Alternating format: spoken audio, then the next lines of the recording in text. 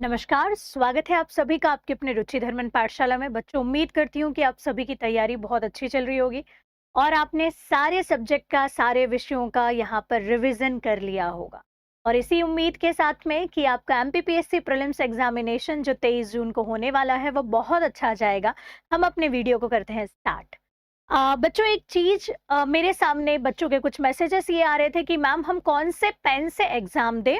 और अभी आपको सभी को पता है कि बहुत ज्यादा तो आपके पास टाइम नहीं है, इसलिए जल्दी से मैं आपके यहाँ पर दो प्रश्नों के उत्तर दूंगी कि ओएमआर शीट को भरते समय आपको किन बातों का ध्यान रखना है और आपको कौन सा पेन अपने एग्जामिनेशन में ओएमआर शीट को भरने के लिए प्रयोग में लाना है, सो दैट कि आपने जितनी भी तैयारी अपनी जो करी है उस तैयारी का आपको रिजल्ट या आउटपुट जो है वो सही मिल सके। क्योंकि पता चला आपने साल भर, 2 साल या 3 साल जितनी भी तैयारी आपने करी है, न्यू सिलेबस के अकॉर्डिंगली तो 1 ही साल हुआ होगा, तो आपकी ये साल भर की जो मेहनत है वो कहीं बर्बाद ना हो, इस चीज का विशेष ध्यान रखना है आपको ओएमआर शीट अपनी भरते टाइम पे। तो चलिए देखते हैं कि हमारा जो मध्य प्रदेश लोक सेवा आयोग की जो प्रारंभिक परीक्षा है वो जो होने जा रही है, उसमें आपको किन बातों का ध्यान रखना है ओएमआर शीट भरते समय।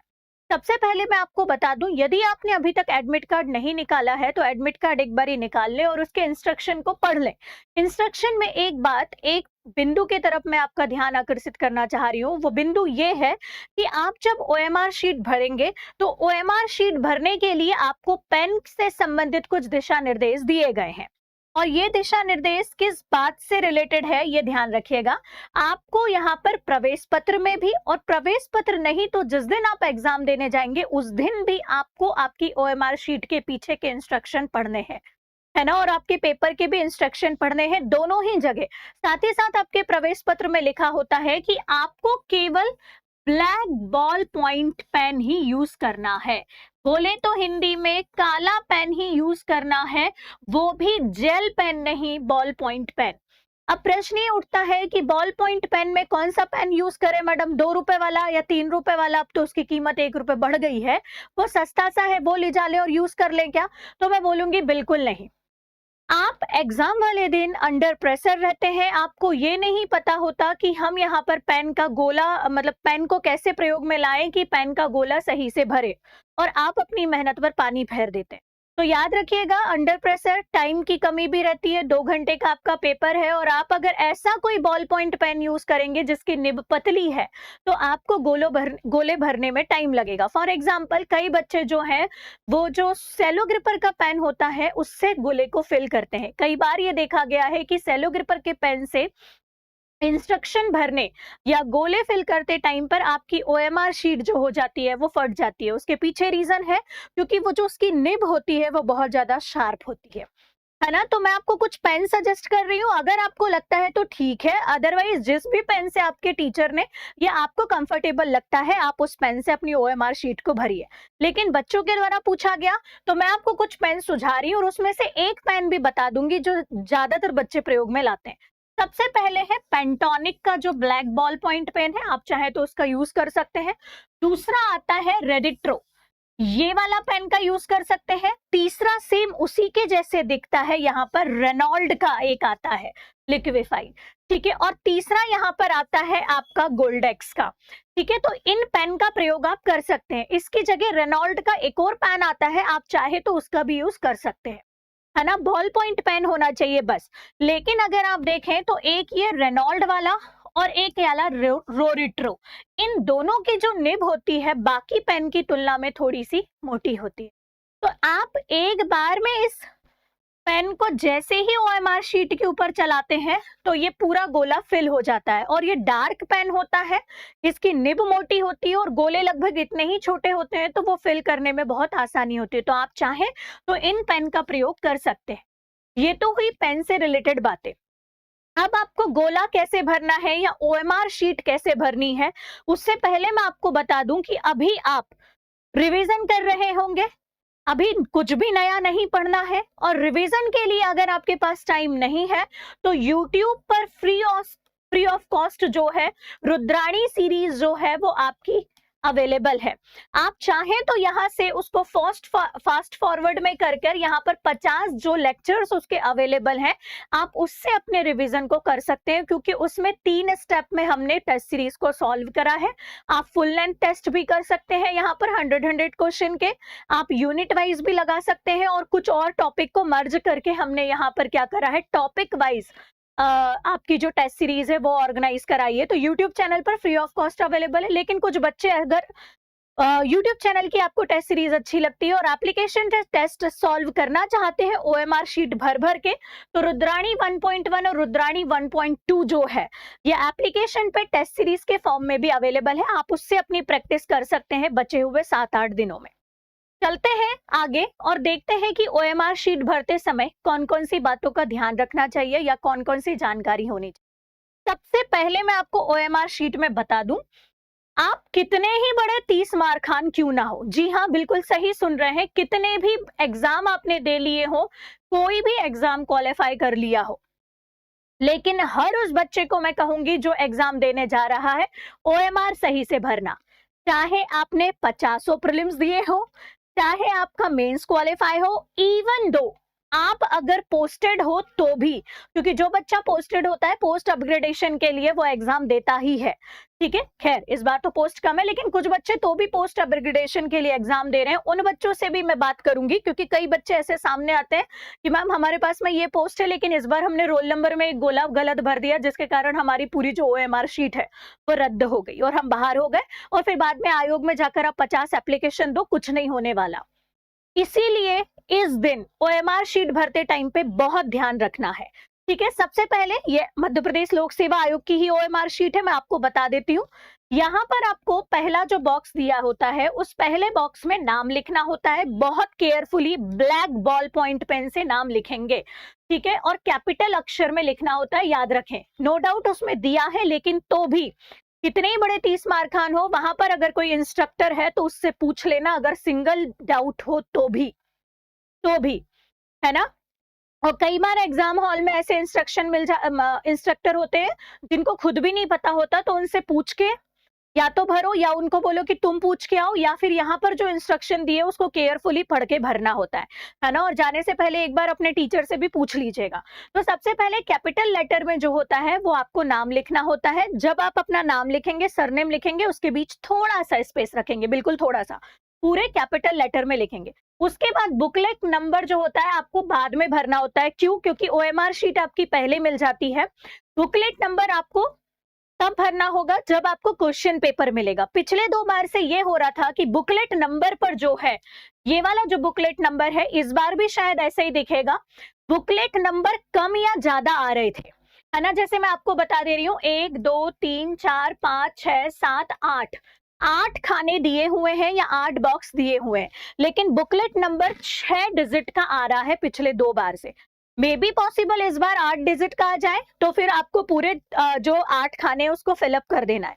लेकिन यदि 6 डिजिट का आता है, तो कई लोगों ने क्या करा था कि आगे के 2 खानों में ऐसा क्रॉस कर दिया या पीछे के 2 खानों में ऐसा क्रॉस कर दिया। आप ऐसा बिल्कुल नहीं करेंगे। पहली बात तो जो आपके एग्जाम हॉल में इंस्ट्रक्टर है उसने जो आपको इंस्ट्रक्शन दिए हैं वैसे करिए, या फिर आपको मैं ये बोलूंगी कि आप शुरू के जो डिजिट हैं, डब्बे जो हैं, वहां से भरना चालू करो। लास्ट के 2 डब्बे खाली रह जाते हैं, तो उसमें ना कोई क्रॉस करना है, ना ही कोई जीरो लिखना है, ना ही आपको कुछ करना है, और ना ही सामने के 2 डब्बे खाली छोड़कर लिखना है। आप सिंपल 2 डब्बे खाली रहने दीजिए। तीसरी बात, डेट ऑफ एग्जाम की जगह जो बहुत बार ऐसा हुआ है, बच्चों ने डेट ऑफ बर्थ भर दिया है, ये बहुत केयरफुली भरना है। मैंने अच्छे बच्चों को देखा है कि डेट ऑफ एग्जाम के दिन या तो डेट ऑफ बर्थ या डेट ऑफ बर्थ के दिन डेट ऑफ एग्जाम भर देते हैं, और ऐसा नहीं है कि उनको पता नहीं होता, बेटा अंडर प्रेशर ये चीज हो जाती है, तो इस चीज को 2 बार देख के भरना है, ठीक है। और ये पूरा याद रखिएगा, DDMM YYY के फॉर्मेट में नहीं आता। मतलब आप जैसे अगर आज की डेट है या जो भी डेट है, तो वो 02 आपने लिख दिया, 06 लिख दिया और 24 लिख दिया, ऐसा कुछ भराएगा। 2024 पूरा लिखने के लिए बॉक्स नहीं होता। दूसरी और सबसे महत्वपूर्ण बात आपको मैं बता दूं, जो सबसे ज्यादा गलत हुई थी पिछले बार बच्चों से, वो ये थी कि जब आप एमपीपीएससी प्रीलिम्स एग्जाम को फॉरेस्ट और सिविल सर्विसेज दोनों के लिए फॉर्म भरते हो, है ना, तो आपको दोनों गोले जो है उनको फिलअप करने हैं।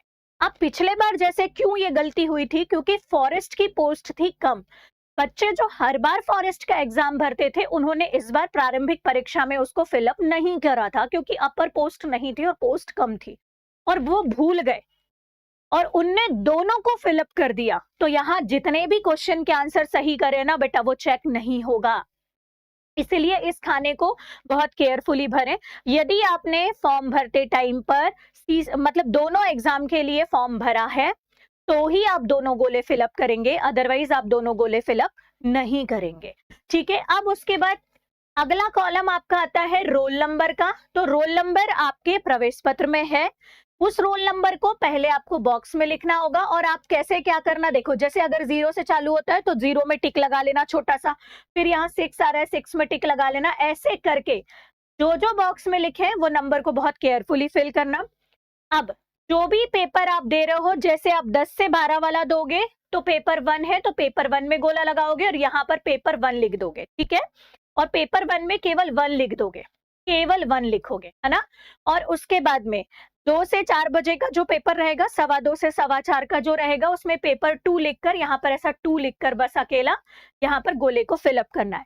जो भी सेट आपका आएगा उस सेट को ए सेट जैसे यहाँ लिख दिया और ए के सामने गोला लगाओगे। तो ये कुछ फॉर्मेलिटीज हैं जिनको आपको बहुत केयरफुली भरना है ना। और उसके बाद में आपको यहाँ पर अपने क्या करने हैं, सिग्नेचर करने। ये वही सिग्नेचर होंगे जो आपकी फोटो के नीचे आपने करे हैं, है ना। तो ये सारे फिलअप करने के बाद में आपको अपने क्वेश्चन को सॉल्व करना है, क्वेश्चन पेपर को। और क्वेश्चन पेपर किस तरीके से सॉल्व करना है, कितने स्टेप, 5 स्टेप मेथड अपनाए, 3 स्टेप मेथड अपनाए, कैसे प्रीलिम्स का क्वेश्चन पेपर सॉल्व किया जाता है, तो इसके लिए हम एक सेपरेट वीडियो पर बात कर लेंगे। अभी तो हम ओएमआर शीट भरने के बारे में बात कर रहे हैं। तो आप जिस भी मेथड को अपनाकर अपने क्वेश्चन पेपर को सॉल्व कर रहे हैं उस अकॉर्डिंगली 5-5 के सेट में आपको गोले को भरना है। और उसके बाद आप लास्ट में जब आपका पूरा पेपर जितनी भी स्टेप मेथड अपनाकर आपने सॉल्व करा है हो जाता है, तो इसी 5-5 के में आपको देखना है कि पूरे 5-5 के सेट में पूरे 100 गोले आपके फिलअप हुए हैं कि नहीं हो। ठीक है, तो ये बहुत केयरफुली काम करना है। एग्जाम से पहले नो डाउट आपको सारी बातें पता है, लेकिन अंडर प्रेशर ये चीजें गलत हो जाती हैं, इसलिए मैंने आपको एक बार और बता दिया। दूसरी बात, गोला किस तरीके से भरना है थोड़ा सा ध्यान से देखें। बच्चे क्या करते हैं गोले भरते टाइम पे, या तो छोटा सा गोला ऐसा भर देते हैं, है ना, या तो ऐसा टिक विक लगा देते हैं। तो ऐसा नहीं करना है, या ऐसा गलत होने पर जब आप गोला और या व्हाइटनर का प्रयोग करते हैं तो आपकी कॉपी रद्द हो जाती है। ये आपको नहीं करना है, बल्कि गोला भरने का जो आपको क्रम रखना है ना, देखो कैसे रखना है, मैं आपको बताती हूँ। जब भी आप कोई गोला भरे, सपोज करो आप गोला यहाँ पर भरते हो, जैसे सपोज करिए आप ये गोला भर रहे हो और आपके पेन की निब बढ़िया मोटी है, ठीक है। तो आप जब गोला भरेंगे तो गोला भरते टाइम में बहुत ध्यान से देखना आप गोला कैसे भरे, सो दैट आपका गोला ना आपके ये जो सर्कल है उससे बाहर निकलेगा और ना ही उसके अंदर रहेगा।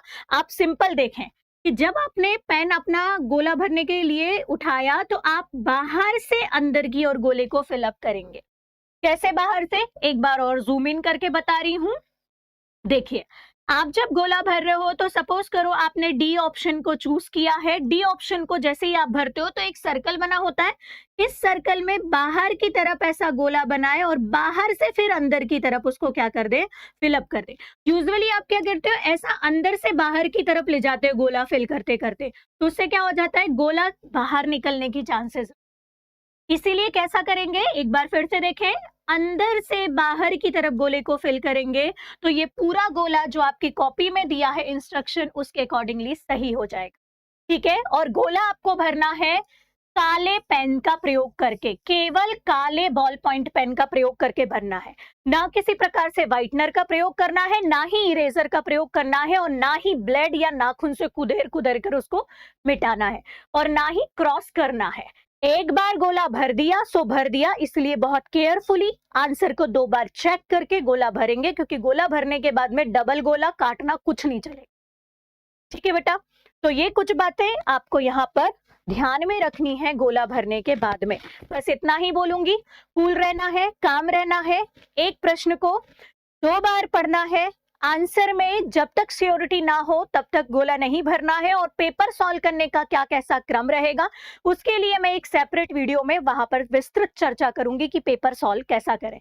बस इसी के साथ बहुत ज्यादा रिवीजन करो, पढ़ाई करो, कूल रहो, अपने स्वास्थ्य का ध्यान रखो, भरपूर नींद लो, अपने ऊपर विश्वास रखो, नकारात्मकता से दूर रहो और बढ़िया सकारात्मक होकर जो भी पढ़ा है उसको रिवाइज करो।